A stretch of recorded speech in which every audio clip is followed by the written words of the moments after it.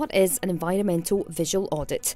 Well, this is where officers from Police Scotland invite local organisations and local people to join them in helping improve the quality of life for residents throughout the area.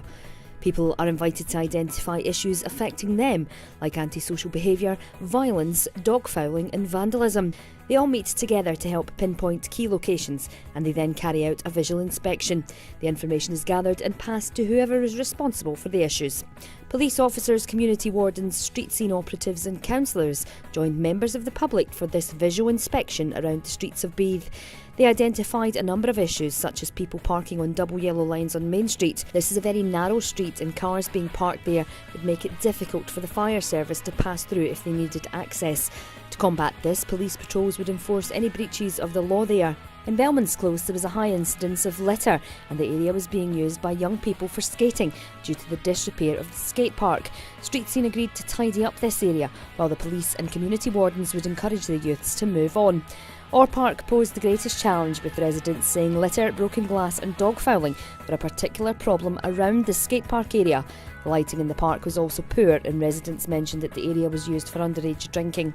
Street Scene, with the help of Community Payback, would address the broken glass and litter, while the skate park has been awarded a grant which would pay for repairs. Community wardens also said they would make the area a hotspot for patrols, and Street Scene would speak to the council to have the lighting repaired.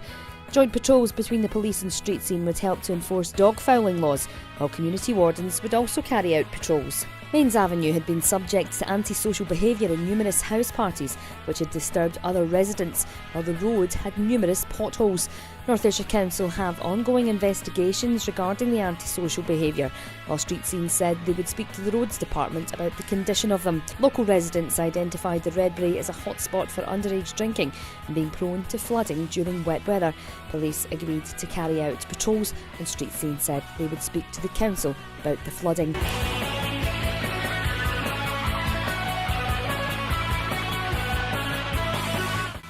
The next environmental visual audit was carried out with children from Beith Primary to give them a chance to comment on the issues which affect their community. Outside Beith Primary, there were problems with dogfouling and litter, which Street Scene agreed to tackle. Parking around the school was also a major issue, making it difficult for children to walk on the pavement. The police said they would remedy this and speak to residents. The children said graffiti in and around the town was unsightly, and Street Scene said they would clear this up. And the children reported the same issues that the adults had with Orr Park. Around Medine Avenue near the Co-op, the children said there was a problem with youths hanging around there and putting customers off by scaring them.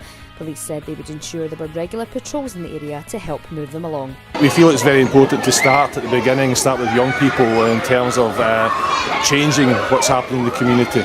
So if they start at an early age, in the early years framework, whatever, they will grow up and understand their community better and get more involved in the community.